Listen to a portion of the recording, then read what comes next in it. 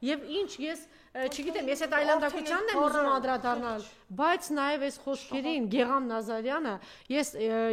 անցած շաբաթ ասեցի, միշտ խուսափել եմ խոսել, միշտ, որտեվ ինքը տվել է այս երկին որդուն ամենաթանկ բանը, բայց այս անձը ես չգիտեմ, սրա համար արդեն ուղղակի սա աբսուրդ էլ չի, չգիտեմ ինչ է, օրինակ ելույթ է ունենում, քիչ առաջ ինչ է ասում, ինչու են ձեզ նվաստացնում, ինչու է ձեզ նվաստացնում ընդդիմությանը ասում, այս ինչն է ձեզ նվաստացնում, այս խաղաղության սահման, խաղաղությունը, այս խաղաղությունը ասման չի է, Խաղաղություն կա, ինքը տեսել է խաղաղությունը։ Ադրբեջանի Ալիևի խոսքի մեջ ինքը տեսավ, այդ Հայատյացյան մեջ տեսավ, ջերմուկում հաստատված կանանց մեջ տեսավ, գլխատված երեխաների մեջ տեսել է, գլխատված ծերերի մեջ ինքը այդ խաղաղությունը տեսել է, ադրբեջանցիների խոսույթում տեսնում է, ադրբեջանցիների միջոցառումը 3 չի առաջ օրը Հայատյացություն եւ նորից ստորացում տեսել է, գերիների խոշտանգան մեջ տեսել է, Գեգամ դու տեսնում ես դա։ Մեկին վերադարձրել է, որ ինքը հանգիստ է եւ դեռ հարց է։ Ես տեսնում եմ, որ սահմանին տուն են կառուցում, անամոթ սահմանին կրակոցներ են, արտագաղթում են, մարդի անամոթ։ Մեր գյուղերը դատարկվում են։ Ես ուրիշ բառ չունեմ ասելու, եթե ինչ-որ բան ունեք ասելու այս մարդուն, ճիշտ ասած գտնում եմ, որ այդ մարդուն արդեն վերլուծելն էլ ամոթ է։ Ես չգիտեմ, բայց համոզված եմ, որ նրա որդին երկնքում թողների ինձ Աստված էլի համաձայն չէ իր հոր հետ եւ նույնքան զարմացած ու ապշահար է, որքան մենք։ Մենք իհարկե ձեռնպահ կմնանք, կամ ես ձեռնպահ եմ մնում որևէ մեկին վիրավորելուց, բայց համոզված եմ, որ Աբգարը երկնքում զարմացած է այդ հարցից։ Եվ ոչ միայն եւ այն 10,000 զոհերը, 12,000 հաշվում Հայաստանում չի ուզում խաղաղություն։ Ինչ սրիկայություն, չի ասենք, ինչ մանիպուլյացիա։ Չէ,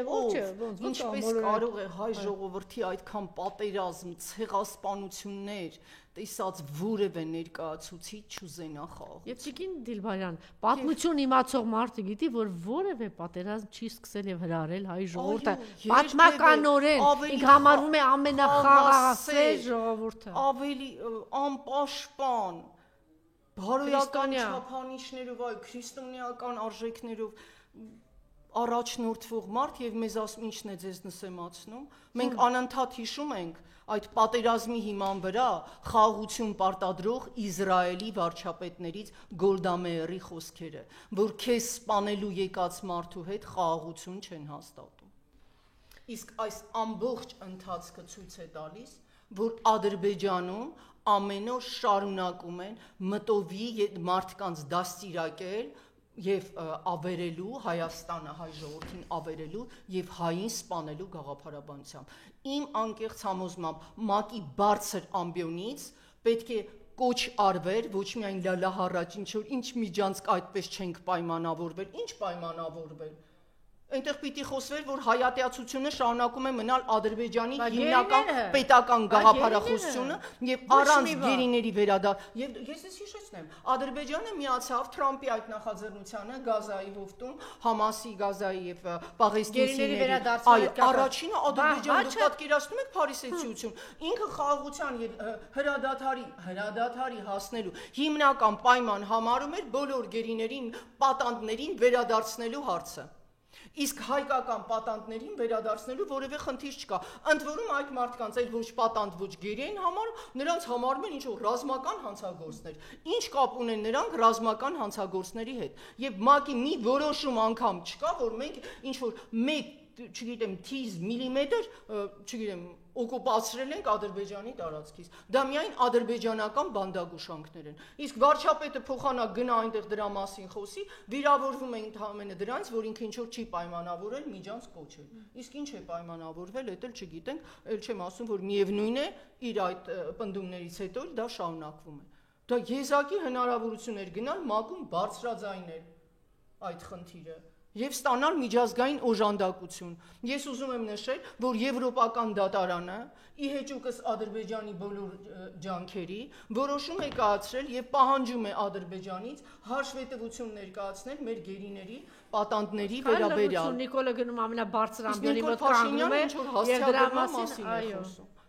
Եվ չտալով մարդկանց անունները, այսինքն մենք հասել ենք այն վիճակին, որ ստիպված ենք օտար պետություններից աղերսել միջազգային իրավունքի հարգումը։ Մենք ով, չի անում Նիկոլը դա այս կողքից ինչ որ անների աշխատանքը չի անում եւ մեր լիբանանայ հայրենակցից ընտանիքը տարածել է, այո, որ ձայն չկա, հայտնի չի, ամենայն հավանականությամբ այս մարդը վաղուց արդեն, չգիտեմ, չեմ ուզում դաժան բան մտածեմ, թե ինչ է կատարվում, այն պետությունը, որը իր քաղաքացիներին տեր չի կանգնում,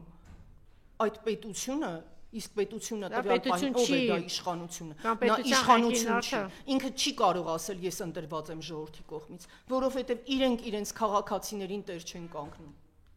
Թրամփի հետ հանդիպման ժամանակ բաց թողեցին այդ առիթը, չխոսեցին, չբարձրաձայնեցին, մակում դրա մասին, ինքը ցուցակով պետք է գնար խոսեր դրա